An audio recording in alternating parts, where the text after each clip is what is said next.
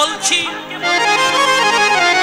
এমন কোন ড্রেস ছেলে মেয়েদেরকে পরিধান করতে দেবেন না যে ড্রেস পরে রাস্তা দিয়ে চলে গেলে আমাদের সনাতন ধর্মটাকে ছোট মনে করে। বাবা, এমন কোন ড্রেস যদি কোন ছেলে মেয়ে পরিধান করে প্রতিবাদ করে তুলুন, প্রতিটা গ্রামে গ্রামে শহরে শহরে। প্রয়োজন হলে তাকে এক ঘরে করে দেন, তাতে আপনার অধর্ম হবে না। ভগবান বলেছে স্বধর্মের জন্য যারা যুদ্ধ করে তাদের যদি প্রাণ ত্যাগ হয় তবু সে আমার চরণ লাভ করতে পারবে। এই যে মায়েরা, আপনাদের চরণে আমার করজোরে মিনতি মা, আপনাদের দুটি চরণ জড়িয়ে ধরে বলি, দয়া করে যতদিন বেঁচে থাকবেন ততদিন মাথায় ভালো করে কাপড়টা দিয়ে রাখেন। মাথায় কাপড় দিলে কি হয় জানেন মা? শুনে যান কথাটা আজ। মাথায় কাপড় দিলে কি হয় আর না দিলে কি হয় বাবা? এই যে মায়েরা,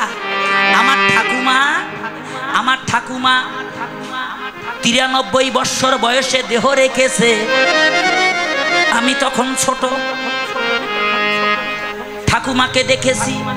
ঠাকুমার শরীরে হাড় আর চামড়া ছাড়া কিছুই দেখি নাই বাবা। কোমরটা এরকম ভাঁজ হয়ে পথ চলতো, মাথার কাপড়টা সর্বদা এইরকম নতুন বইয়ের মতো থাকতো বাবা। ঠাকুমাকে বলতাম, ঠাকুমা তোর গরম লাগে না? তোর তো স্বামী নাই। ঠাকুর দাদা কখন মরেছে আমি দেখি নাই বাবা। মাথায় কেন কাপড় দিস ঠাকুমা, একটু বল না শুনি। ঠাকুমা কেঁদে কেঁদে বলেছিল, দাদু ভাই রে, তোর ঠাকুর দাদা 1 টাকা পণ দিয়ে আমাকে বিয়ে করে নিয়ে এসেছে। ওই ছোটকালে বিয়ে করেছে, মা বাবা বলেছে ওটা স্বামী হয়। সেদিন থেকে আমার মাথার কাপড়টা মাথায় উঠেছে রে। তোর দাদু নাই তাতে কি হয়েছে? স্বামীর দেওয়া অলংকার তো এখনো আমার আছে। যতদিন বেঁচে থাকবো ততদিন যেন স্বামীর দেওয়া অলংকারটা নিয়ে আমি মরতে পারি বাবা। আজ যখন আপনাদের চরণের কৃপায়, গুরু কৃপায় শাস্ত্র অধ্যয়ন করতে গেলাম বাবা, গিয়ে দেখি কি ওই ঠাকুমার কথাটা আজও আমার মনে পড়ে। মা, আপনাদের চরণে মিনতি করছি মা, অকালে বাবাদেরকে মারবেন না। বলতে পারেন কি করে মারলাম? শুনে যান কথাটা। একজন প্রতিব্রতা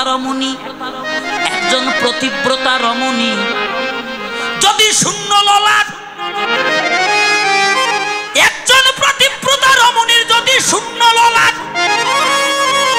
স্বামী দর্শনে করিবা মাত্র স্বামীর একদিনের পরমায়ু কমে যায়।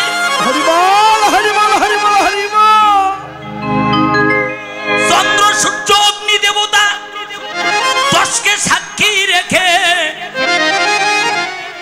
পিতাদার হাতে তুলে দিল মা। আপনাদের চরণে ধরে বলছি, ওই স্বামীর পরমায়ুটা অকালে বিনষ্ট করে দেবেন না গো মা। কি করে বিনাশ হয় শুনে যান। এই যে ও মা, আপনার যতদূর পর্যন্ত স্মৃতি আছে ততদূর পর্যন্ত মোটা করে সিঁদুর ধারণ করেন। 2 ভুরু যুগলের মাঝখানে টিপ না পড়ে, এই যে টিপের ফোঁটা না দিয়ে বড় করে সিঁদুরের ফোঁটা ধারণ করুন। আপনার যদি স্বামীর চরণে প্রেম ভক্তি থাকে, পৃথিবীর এমন কোনো বিঘ্ন নাই আপনার স্বামীর পরমায়ুকে বিনষ্ট করতে পারে। এই যে বাবা, আগেরকার দিনের মায়েরা স্নান করে যখন ঘরে আসতো তখন কিন্তু আসলে মুখ ঢেকে আসতো, ঘরে আসতো না কেন? স্বামীকে শূন্য ললাট দর্শন করাবে না। আমি মায়েদেরকে বলছি, অনেক মা এখন স্বামীর দেওয়া অলংকার পরিত্যাগ করে টিপের ফোঁটা লাগায় বাবা। আমি বলছি আপনাদের চরণে মিনতি করছি, আজ থেকে টিপ পরিধান করবেন না, আজ থেকে টিপ পরিধান করবেন না। যদি স্বামীকে বাঁচাইতে চান, স্বামীকে যদি রক্ষা করতে চান মা, তাহলে টিপ পরিত্যাগ করুন। করবেন না? কে কে স্বামীকে মারবেন অকালে? হাত তোলেন তো। কে কে মারবেন? হাত তোলেন। মারবেন না? আপনাদের সিলেট বিভাগের মায়েদের স্বামীর চরণে ভক্তি আছে তো কে কে স্বামীর দেওয়া অলংকার রক্ষা করবেন, স্বামীকে রক্ষা করবেন? কে কে হাত তোলেন তো। তোলেন। বাহ, স্বামীকে রক্ষা করবেন না? না মারবেন? রক্ষা করবেন? বাহ, বলিহারি। তাহলে আজ থেকে স্বামীর দেওয়া অলংকার পরিত্যাগ করবেন না মা, আজ থেকে টিপ পরিত্যাগ করেন, সিঁদুর অঙ্গে ধারণ করেন। করবেন না ললাটে সিঁদুর ধারণ? যাক, এখন বাবাদেরকে বলি, শুধু মায়েরা কি পরমায়ু কমায়? আমার বাবারাও পরমায়ু কমায়। গীতায় ভগবান অর্জুনকে বলল, হে অর্জুন, যে কর্ম করিলে হয় আত্মার পতন, হেন কর্ম না করিও কুন্তির নন্দন। যত মারবেন তত মরবেন বাবা, বাঁচতে যদি চান গুরুচরণ আশ্রয় করে সাধু সঙ্গ করো, ভক্ত সঙ্গ করো। ওই সাধু সঙ্গের কৃপায়, ভক্ত সঙ্গের কৃপায় কাম আর কাম থাকবে না, কাম প্রেম হয়ে গৌর গোবিন্দের চরণে আশ্রয় নেবে। একটা কথা বলবো, কথাটা ভালো করে একটু শুনবেন সবাই। শুনবেন তো? শুনবেন? তাহলে কথাটা একটু শোনেন ভালো করে। যদুনন্দন দাসের লেখা একটি ভক্তিময় গ্রন্থ, গ্রন্থটিতে টিকা দিয়েছে কি জানেন বাবা? দানেতে দুর্গতি খণ্ডে, ধৈর্যে খণ্ডে তাপ, আর শ্রী গুরুদেবের উপদেশে খণ্ডে জীবের কুভাব। দান করবেন দিন দেখে। বলেন তো, মায়েরা বলেন আগে কোন দিন দান করা ভালো বলেন তো? আপনারা দান করেন না? করেন না দান? ইসলাম ধর্মের মানুষ শুক্রবারে দান করে, করে না বাবা? হিন্দু ধর্মের মানুষ কোন দিন দান করবেন বলেন? কোন দিন বলেন? একটু বলেন। হ্যাঁ, কোন দিন? রবিবার। বাহ, সুন্দর। আর কেউ বলবেন? এক মা বলেছে রবিবারে। বাবারা বলেন তো কি বারে? বাবা, এই যে এই দিক এক বাবা বলেছে বৃহস্পতিবার হলো গুরুবার, বৃহস্পতিবার। কেউ বলে দ্বাদশীর দিনে দান করা ভালো। শুনে যান, পৃথিবীর যতগুলো ধর্ম আছে, কোন ধর্মে এত বড় টিকা দেওয়ার সাহস পায় নাই যা সনাতন ধর্মে টিকা দিয়েছে বাবা। এই যে মায়েরা দান করবেন দিন দেখে। দিন বোঝেন? দিন দহিষ্যার দন্তেন্য, দিন মানে দিবস। শনি রবি সোম মঙ্গল বুধ বৃহস্পতিবার শুক্রবার, এই 7 দিনের কথা সনাতন বলে নাই। সনাতন বলেছে দান করবেন দিন দেখে, দয় দীর্ঘি আর মধ্যাহ্ন দিন। দিন মানে কাঙ্গাল, দিন মানে দরিদ্র। কোন কাঙ্গাল?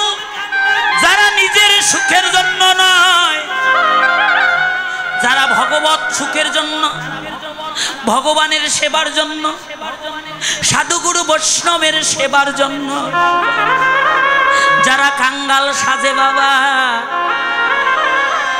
ও মা, মহাজন বলল ওই দিনকে দানে করো।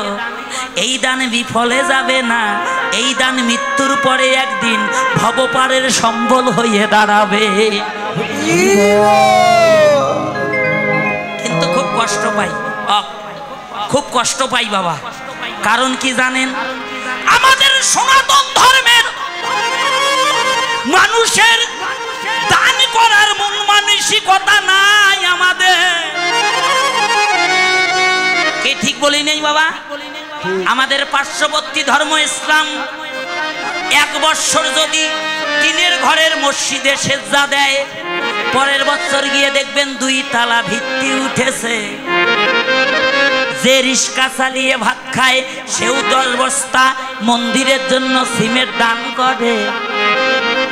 আর বাবা এই যে কোটি কোটি টাকার মালিক, ব্যাংক ব্যালেন্সের অভাব নাই, যদি হরিবাসরের ভিক্ষার জন্য যান, যদি ভগবানের মন্দিরের জন্য যান, বাবা হয় 1 বস্তা না হয় 100 টাকার বেশি টাকা বের করতে চায় না।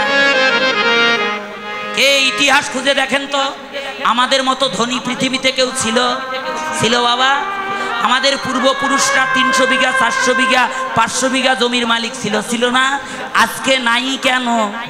হারিয়ে ফেলেছি, কারণ আমাদের দান করার মন মানসিকতা নাই, আর আমাদের আত্মহিংসা বেশি গো বাবা। এই যে আপনাদের চরণে আমার করজোরে মিনতি, কমিটির 2 জন দাদা আসবেন। এই যে দাদারা কই গেল? ও দাদা, 2 জন দাদা একটু আসেন তো কমিটির পক্ষ থেকে। আসেন।